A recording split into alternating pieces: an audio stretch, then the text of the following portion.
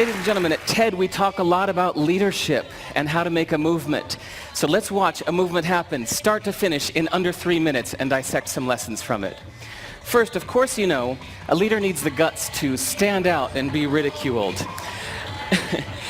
But what he's doing is so easy to follow. So here's his first follower with a crucial role. He's going to show everyone else how to follow. Now notice that the leader embraces him as an equal. So now it's not about the leader anymore, it's about them, plural. Now there he is calling to his friends. Now if you notice that the first follower is actually an underestimated form of leadership in itself. It takes guts to stand out like that. The first follower is what transforms a lone nut into a leader.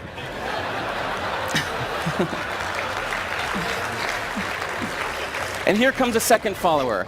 Now it's not a lone nut, it's not two nuts, 3 is a crowd, and a crowd is news. So a movement must be public. It's important to show not just the leader, but the followers, because you find that new followers emulate the followers, not the leader. Now here come 2 more people, and immediately after, 3 more people. Now we've got momentum. This is the tipping point. Now we've got a movement. So notice that as more people join in, it's less risky. So those that were sitting on the fence before now have no reason not to. They won't stand out, they won't be ridiculed, but they will be part of the in crowd if they hurry. So over the next minute, you'll see all of those that prefer to stick with the crowd, because eventually they would be ridiculed for not joining in. And that's how you make a movement. But let's recap some lessons from this. So first, if you are the type, like the shirtless dancing guy, that is standing alone, remember the importance of nurturing your first few followers as equals. So it's clearly about the movement, not you. Okay, but we might have missed the real lesson here. The biggest lesson, if you noticed, did you catch it? Is that leadership is over-glorified. That yes, it was the shirtless guy was first, and he'll get all the credit, but it was really the first follower that transformed the lone nut into a leader. So as we're told that we should all be leaders, that would be really ineffective. If you really care about starting a movement, have the courage to follow and show others how to follow. And when you find a lone nut doing something great, have the guts to be the first one to stand up and join in. And what a perfect place to do that at TED. Thanks.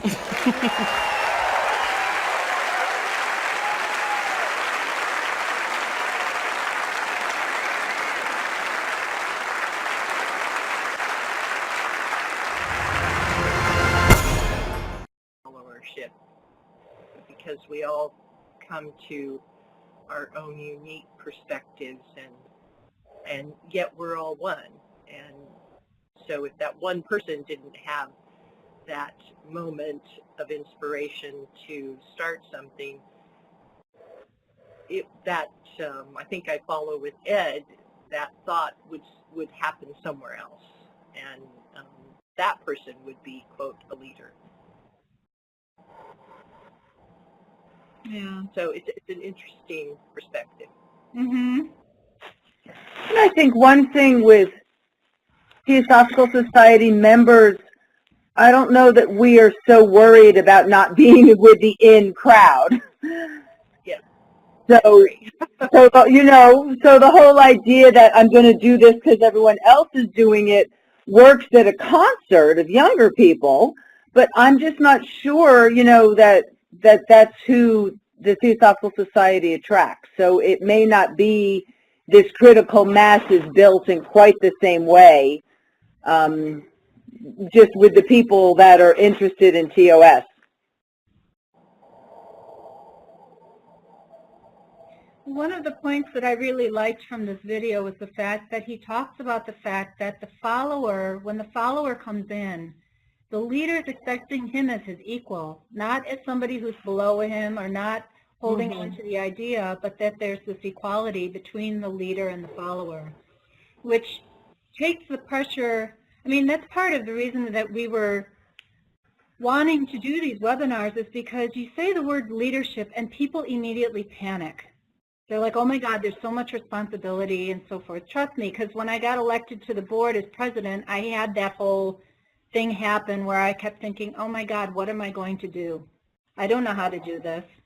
But what's made it so much easier, and the fact And truly, I did forget that I was elected president, because asked Diane Eisenberg, I kept asking her, why are you talking to me about this? And she said, because you're the newly elected president, and I had forgotten. But why that happened was because I had a board and I had people around me that I realized that we were working as a unit.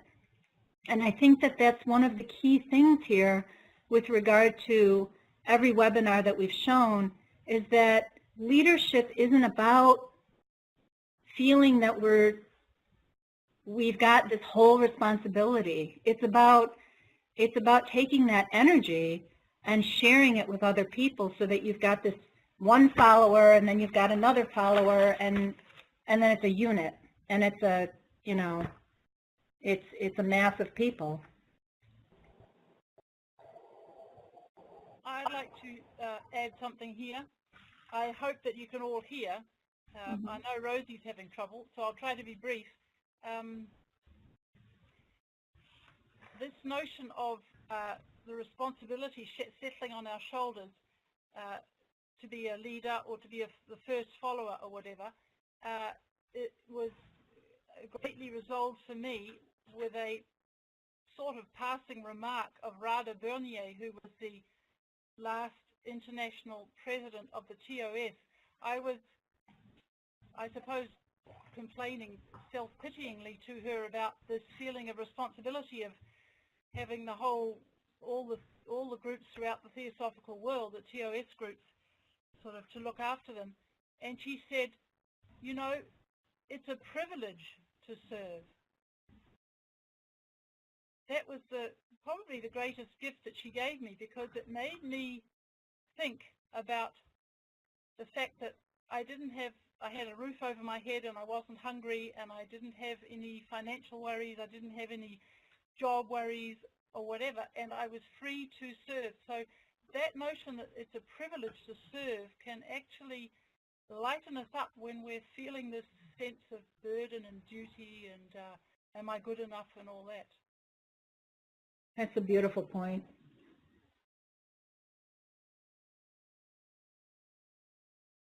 Are there other thoughts? We're not hearing from quite a few people. Walter, can you hear us?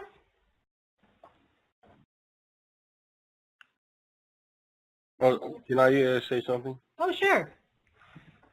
Yeah, I think if we think of the role of leadership and follower as flexible, in other words, the leader and the follower is a transitory type of position, and you could start out as a follower and then become a leader and then become a follower again, and basically whoever has the mic is the leader and gives it up to the next, who becomes the next leader.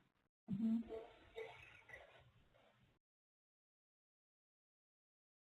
Unfortunately, Walter is having technical problems where he's trying to talk, but we're not able to hear what he has to say.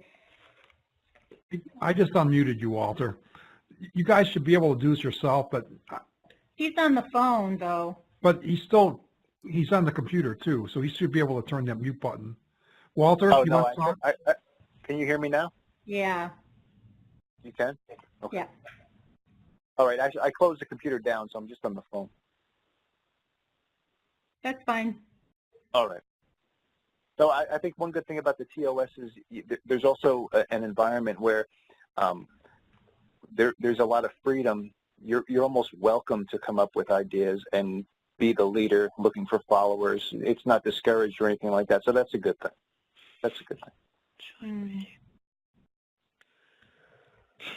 New ideas are always needed and celebrated.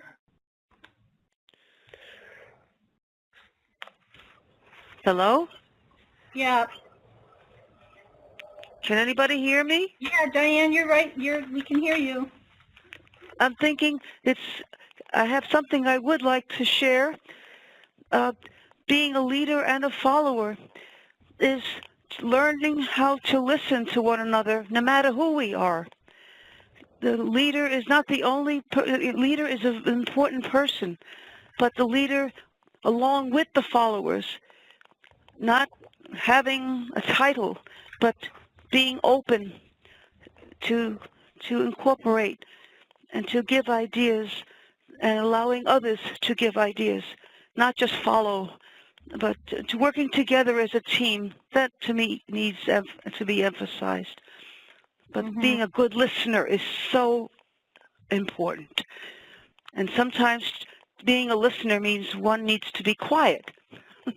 That's my, don't know if that is helpful at this point. No, I think that's a good quality, Diane. You know, one of the things that that Derek, who's the gentleman talking about this video, says in the very beginning is a leader is somebody who's willing to stand out and be ridiculed.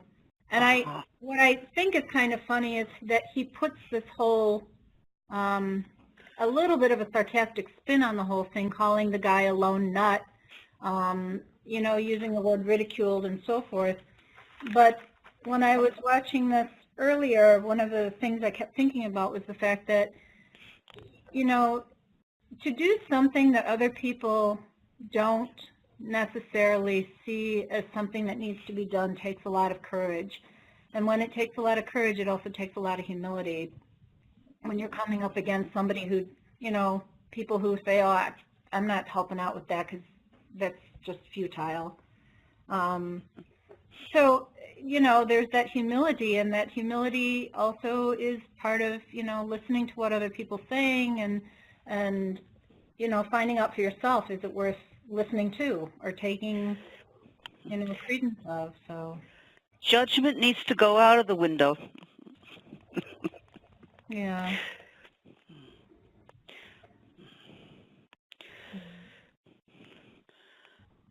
So were there any other thoughts about the video?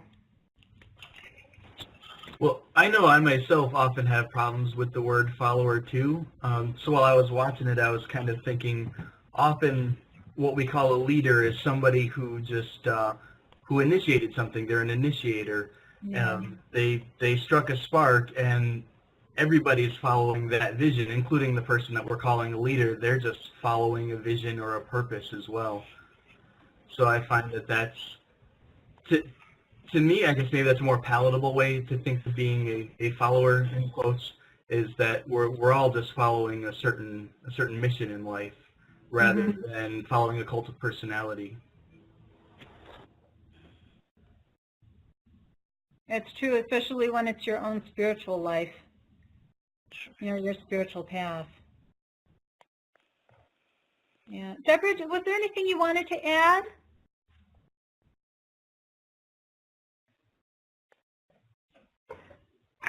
No, I'm just sort of listening. This is just what everybody has to say. I think I agree that, you know, good leaders sort of withdraw a bit to let the followers come forward, so that in one sense they become kind of leaders perhaps, without putting quite so much emphasis, as Jason said, on the idea of a leader.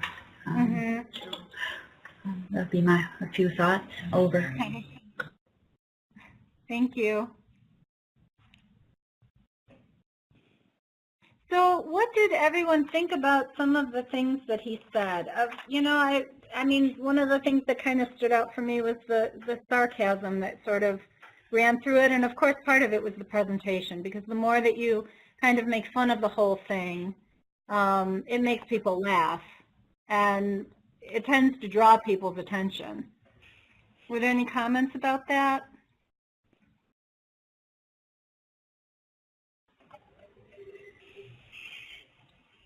Well, it's always been my opinion that the best Buddhist teachers are the ones with the best sense of humor.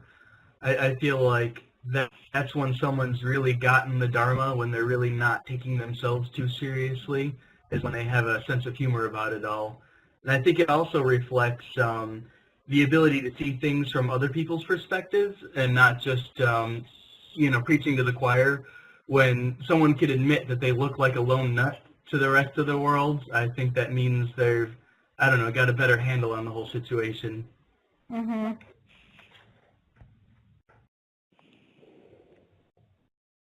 of the things I got out of the video is that you have this idea, and there's a time by which you're on your own, and you have to persist until the next person shows up and says, that's a good idea, I'm going to help you with it. So there's a period when you're all alone with this idea, and you just have to persist. There's a timing for it. And I'm not sure the first dancer cared if he was a lone nut. Yeah. I don't know if he meant to start a movement, you know? I think he just felt like, wow, this would be really fun. So when someone else came, he's like, cool, dude, you know? And then more people. And so I think in some ways, our own expectations can be in our way because we don't know as we start something what form it's going to take. Maybe he wanted to be the only one dancing, or maybe he wanted 10 people, not 1,000. So to be flexible as things evolve, you know, to me is part of leadership also, that it may not be your initial idea, but if there's a form that's working and, of course, still serving the purpose of being helpful, then whatever form it takes. Yeah. That's a good point. At some point, you may have to give up your original vision as things progress. Yeah. Accepting change. Mhm. Yeah. I think a lot of times. Go ahead. Oh, okay.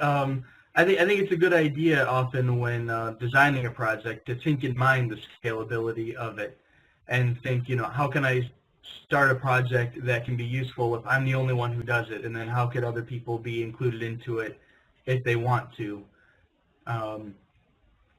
and just like the idea of being open to the way it changes, like others just said. Different aspects that a project could take on, like how would an introvert engage in this work, or how would an extrovert engage in this work, and just maybe at the beginning, just even brainstorming how could this wind up, how can I keep the possibilities open rather than just making it concretely one thing.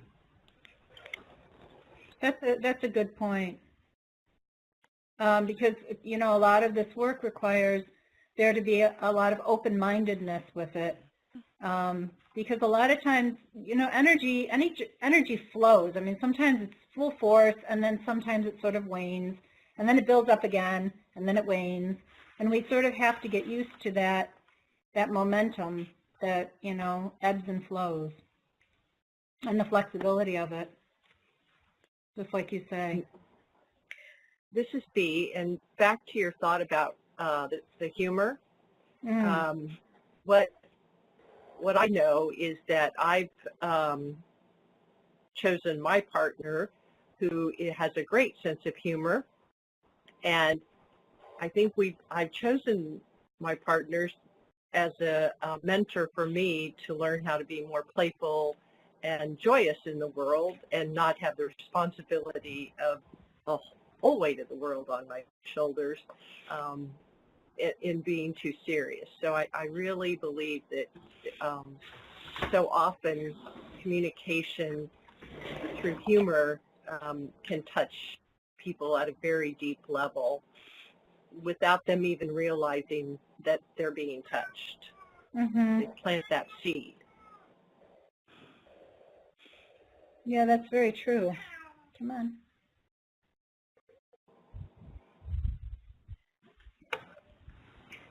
Hi, this is Deborah. I guess, you know, one of the things that I've been just thinking, and I'm not sure if this is on point of the goal here, but there's sort of two things happening here in this little video. One is, you know, this goofy little movie, you know, that we watch, but then the speaker, he takes that and he creates something from it. And he draws in the whole audience that's out there. And so he takes this, you know, really odd thing and creates something funny around it. He uses a variety of techniques to do it, but and he starts to draw people in, so that you know, at first he is saying sort of a negative thing, like kind of belittling what's happening, but he's doing it with sort of a goal, a purpose. And then that starts to bring people in, so that the message, they already have a hint of what the message is, which is how to start a movement. But then he draws them in, and at the end everybody's quite happy. And so I think, if I'm understanding the goal of us all talking here, it's how to go about finding ways to bring people in, to make them part of the group, and sort of like the people that sort of sat back, that were quite close but just waited. People like to feel part of things, and so you know, I think he did that through the video, but he also did it with the audience. And so sort of this idea of opening your arms and saying things that might be a bit odd, but at the same time with a real goal, that you know what you want to try to say, and then find a variety of ways to bring all the different aspects of people or ourselves into the discussion. Over. Mm-hmm. Just to ease some confusion, Deborah has this English bulldog at her feet, and it's snoring. Oh, it's that I'm wondering what that is. I was just going to ask you to mute whoever was snoring. Oh, Let Jim to take care of that. That's a dog? That sounds like my brother sleeping. I'm so sorry. Sorry. You should apologize. I'm worried because I've got a cat caterwauling at me right now. Thank you. Speaking of comic relief. Really? Diana, do you have anything to add? My dear friend from Paris. Don't forget to unmute yourself. Oh, can you hear me, everybody? Yes. Yes. I'd like to tie up what we're talking about now with what was being discussed in the last webinar that I didn't attend, but I watched. We touched on two really crucial bottom line questions for workers in the TOS, and I noted them down. How to inspire groups who don't want to be inspired. And the other question is, what is it that makes some people want to go out and serve and some not? I think that some of what we've been talking about today is very relevant to this.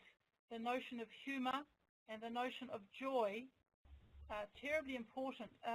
I was raised in the Theosophical Society where the greatest quality, the greatest skill one would have would be to have the sense of duty, and how to always keep duty to the forefront of our minds, and how to bring theosophy to the world and so on.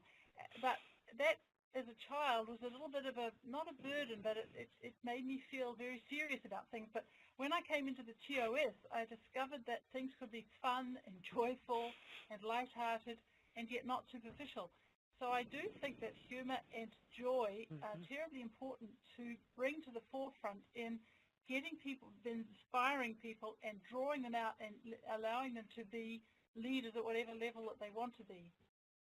The other thing I'd like to, can you all hear me? Can you hear me, Rosie? Yes, I'm agog. Keep going, Diana. I know, keep going. Keep going if people can't hear. And now I've got something going off making a noise. The other thing I'd like to say is that to inspire people who don't seem to want to serve, the best thing that I found was to, and I still find it, is to get to know them so closely as friends that you notice, you find out, even without them realizing it themselves, that they are actually engaged in service. It's like the other Diana on the second video, the second webinar said, he said, you discover their passion, and if you can discover what their passion is, and that's telling them how to go out and serve, then you can really get them going. It's meeting them at their level, not trying to force them to rush into the forefront and be a classic leader, but to find out that they actually knit Peggy squares. They knit little squares and they give them away to their local charity. Find out what little things they're doing even in their own lives, and you pull that thread and then before long they are joining in and they are feeling inspired just by that interest, by helping them to discover themselves, helping them to realize that they are actually serving. So I'd like to just tie all those things together and say that there are ways that we can inspire people to be leaders at whatever leaders, in quotes, at whatever level that they feel are passionate about. Oh, thank you for that. You know, Diana, recently we ran the TOS Campaign for Kindness here, and the input came back to me, and I heard from people I haven't ever heard from before in my whole life. There are people out there doing phenomenal things, and nobody ever would have known. So soon we'll have that ready for presentation. I'm putting together a video, but you're right. It's phenomenal. The people are out there doing their own thing in their own way, and we may think, you know, gee, people out there aren't serving, but they are. It's going on out there, and we may not even know. The diversity. Yeah, absolutely. That was the biggest discovery that I made when I came into the TOS work. I used to think of theosophists as rather intellectual and studious and sitting at the lodge, really performing all their service within the lodge, running study groups and dusting the chairs and so on. But when I came to the TOS and got to know people individually as friends, closely following their lives, then I discovered there was a huge, theosophists are engaged in a huge amount of service in their own families, but in their own communities, in many different ways. It's very inspiring to look closely at the lives of individual theosophists. And I think there's another thing that happens with theosophists particularly, but I think people generally too, they're not always comfortable talking about what they themselves do. They're comfortable celebrating what other people do, but they're not so comfortable standing up and saying, yeah, well, I did this good thing too. They're very humble about it and very quiet. Absolutely.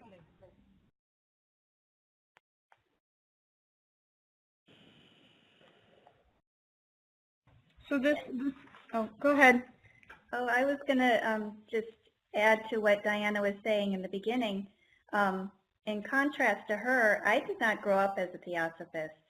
So for me, in a way, this idea of service is a little bit new. And I think that we have to kind of remember not all of us have been sort of in this mentality all our lives, and some of us need to kind of learn. And so that's why in the TOS it is so important to be joyful and to be, you know, humorous and to support one another and to really see one another as friends and recognize that, you know, some of us need a little bit more maybe encouragement, even though, as Carol was saying, many theosophists, they don't need to be you know, members of the in crowd, or they don't need to, you know, have a lot of recognition, but we do have to remember that some people do need to feel invited in and be taught how this all works, because not all of us have necessarily been doing it all of our lives, at least consciously. I'm thinking of Dora Kuntz. Can you hear me? Mm-hmm. We hear you, Okay. Diane. The first thing that drew me to Theosophy and to the Theosophical Society was therapeutic touch. Dora recommended I join this group, and I have been so, it was the greatest gift, is to learn about healing. It's about healing not just the physical, but our whole being, what we are about. It really opens many doors, and I'm grateful to be the director of the TOS Healing Network. It's interesting how at 76, well, after all these years gone by, that there are no accidents. When one is open, there are people that will also join us. And our outreach is so important. Yeah, that's very true. Very true. No judgment, though. So we're coming to, oh, go ahead. Sorry, it's Deborah again. I just wanted to say that, just a little quick thing if I can. Stephen Haller, who's a Gnostic bishop in California, he said, he wrote one time that C.G. Jung said that when he found the Gnostics, he felt he had come home. He had come amongst his family. And when I joined the TS, it's about 3 years ago now, I understood that because I kind of felt like I had come home, like I had found a family. And, you know, as someone new to this idea of service, it's something that I don't think you really think about. Like, I know I do good things within my family and a bit of my community and amongst my friends, but the idea of what can I do to be of service? What can the purpose that I'm here for be? That's sort of something new that I'm really starting to put some thought to. And so one of the things that makes me happy is hearing people at the TS talk about it, hearing you say that, well, we can do this or you can do that, or just the power of my thoughts, or the idea of how I can contribute to negative energy in the world. Like, these are all new things I've not ever heard anything of before. And so just the things like that, I think, are sort of like a bit of a worm on the end of a hook. It gets tossed out there, and you get a taste of it, and it's just so magical and so beautiful. So, you know, for someone new, I think it just really, you start to, it calls to something inside of you, and you start to feel like you've come home. Over. Deborah, that's wonderful. That gives a lot of inspiration to a lot of us. And you're, well, that's what you do for me. I'm sorry?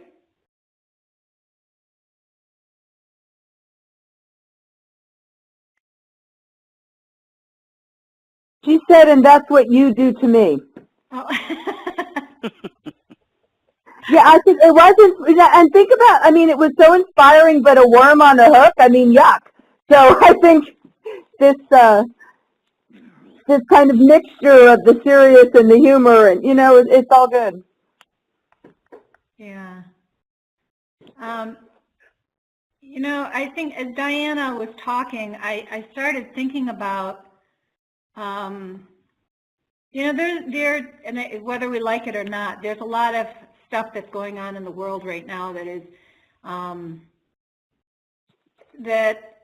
mean, we could say it's negative, we could say it's Kali Yuga and that's the way it's supposed to be and so forth, but there's so much suffering in the world. And as she was talking, I was thinking about, well, we could be the good news. You know, I mean, that's what that's what the TOS could be. We could be the good news. As Kathy was talking about, that she's gotten so much response from the Campaign for Kindness. We have to publicize that, because whether we like it or not, that's a feel-good for a lot of people. And we need a lot of feel-good in the world. We've got to change the vibration that's out there right now. It's so, it feels very dark sometimes. So, you know, the fact that, like, Deborah comes in and says she finds this inspirational, this is wonderful. So, we're coming up to, not that I want to close right at 3 because we did start a little late, but I do want to be conscious of time, and also it's Jim's afternoon. But are there any closing comments that anyone would like to give? Or final comments? I'd just like to know if we have the next one planned, because we have one more video, right? So do you have a date and time? We do. The next one is December 10th at 2 o'clock. And I can't remember the name of the next video, but I'll send an email out with the title of the next video. But it is the concluding one. In fact, if you can hold on a second, I probably could find it for you. Unless somebody's got it. No, but I just wanted to get it on my calendar since I didn't get the email about this one somehow. Okay. Yeah, the next one is December 10th. Oh, actually, never mind. I've got it here. 1 second. Just give me 1 minute and I'll give you the title of it.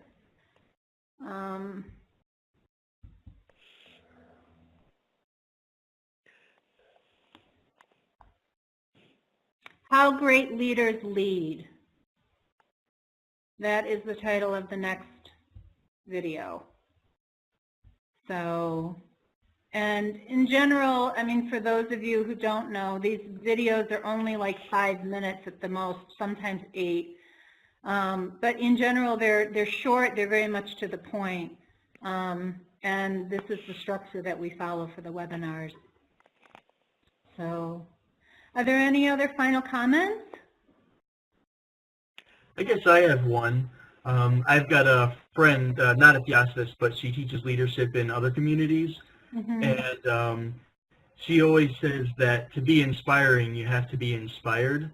And thinking of the dancing nut in this video, sometimes it can be so easy just to get caught up in like the toil of the work or the everyday problems or humdrum of the work, and just to take time every so often to get re-inspired about whatever it is that you're doing, or whatever, to find that initial inspiration so that you can be that light that, you know, that interests other people.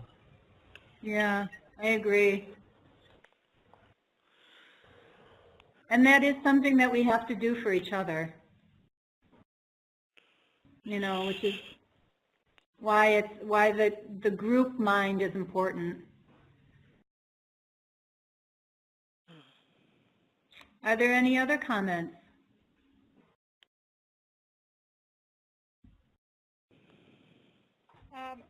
I'd like to thank you very much indeed for allowing me as an overseas person to join in this webinar.